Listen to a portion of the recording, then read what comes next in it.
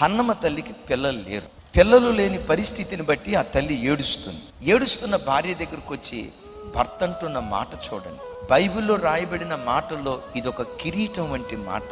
భార్య దగ్గరకు వచ్చి అంటాడు, అన్న ఎందుకు ఏడుస్తున్నావు? పిల్లలు లేరని. ఎప్పుడైనా నీకు పిల్లలు లేరని కానీ, నువ్వు గుడ్రాలువని కానీ, నీకు పిల్లలు పుట్టలేదని కానీ ఎప్పుడైనా ఒక మాట నాన్న?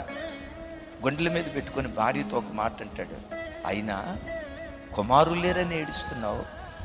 10 మంది కుమారుల కంటే నేను నీకు శ్రేష్టమైన వాడిని కానా అంటాడు.